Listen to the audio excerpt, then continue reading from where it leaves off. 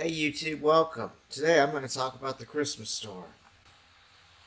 If you were in Babylon on August 12th, 3 BC, and you looked into the east horizon, this is what you would have seen. Jupiter and Venus are connected there,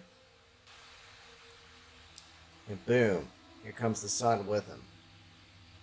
A phenomenon like this is called a morning star. This is probably the first indication the Magi had that something spectacular was happening. This is a conjunction of Jupiter and Venus. When two planets line up in the night sky, they turn into what looks like a massive star. How do we know the wise men saw this star? Well, there's a lot of hints that point at this having happened. The era between 3 BC and 2 BC was a gold mine for astrologers in the time of Jesus. There was a ridiculous amount of conjunctions of planets. I like to focus on the story because you read it and you ask yourself, how can a star be seen in the east and then stop over Bethlehem, looking from Jerusalem? Stars don't act like that. Stars don't just stop and go.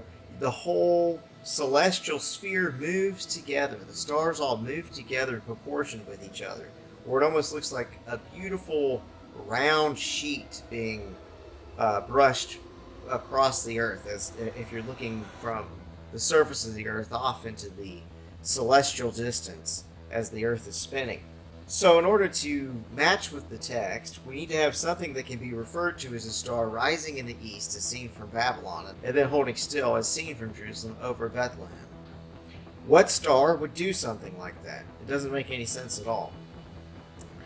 It was goofball details like this that made me disregard this story when I was an atheist. And in fact, even when I became a Christian again, I still didn't think this story was historical for a long time.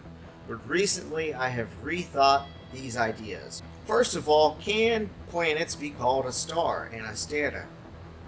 Planets could be called morning stars. In fact, Jesus refers to himself as a morning star in Revelation 22:18, where he says, Elohim Erisa, kai to genos David, ho aster, ho lambros, ho proinos.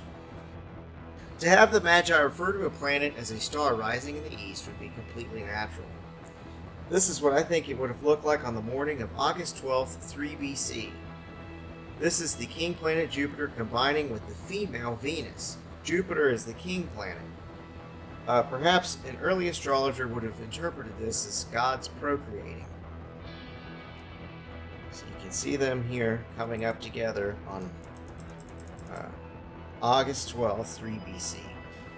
Okay, so if they saw that in the east, they would think, okay, maybe God is involved in the birthing of a new king, but what does that have to do with Judea or Jerusalem? Why would they go there? For this, we might want to look at June 17th, 2 BC. There, Jupiter and Venus join up and don't appear until the sun goes down in the west, as seen from Babylon. They are also located in the constellation Leo, like the Lion of Judah. Jerusalem and Bethlehem are both due west from Babylon. They would have assumed a new king would be in Jerusalem since it was the capital of Judea. They would have assumed that Herod had a new child. And then let's run up the clock so that the sun goes all the way down to the west over here. Here's the west.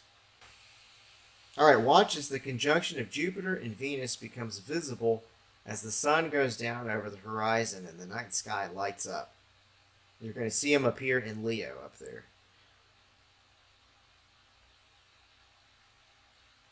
Wham! There it is. Okay, this is June 17th, 2 BC.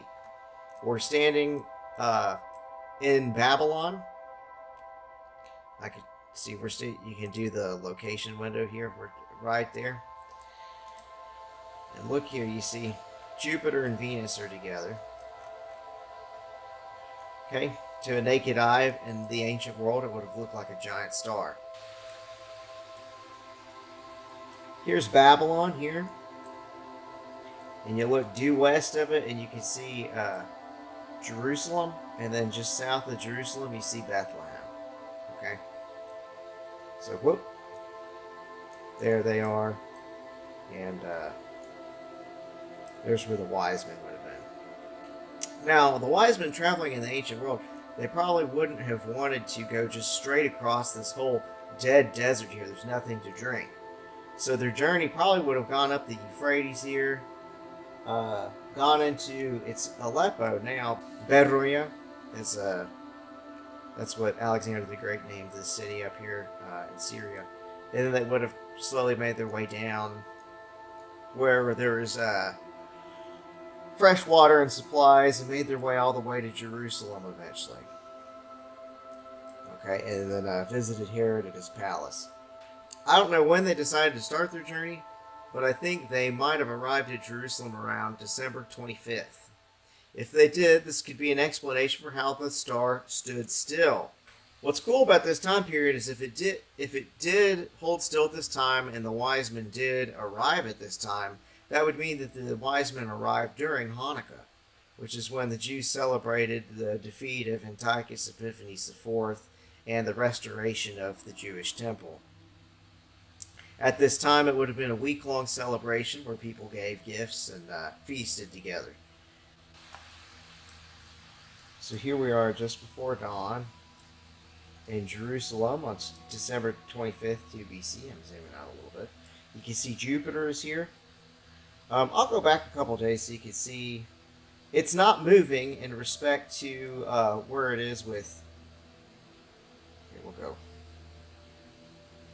back a little bit. All right, so watch Jupiter as it's going toward Virgo, and it's going to stop around December 25th. Here we are at December 25th, and it kind of holds still in relation to these other stars. You keep going for about 6 days and it doesn't move, and then it finally starts moving again. See, it's moving back up away from Virgo again.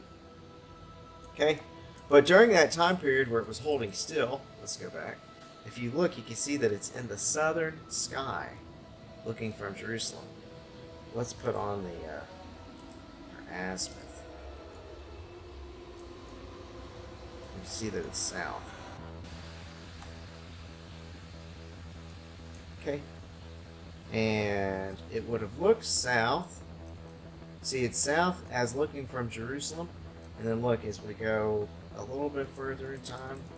See, it's going further and further west, but before it goes too far west, the sun comes up.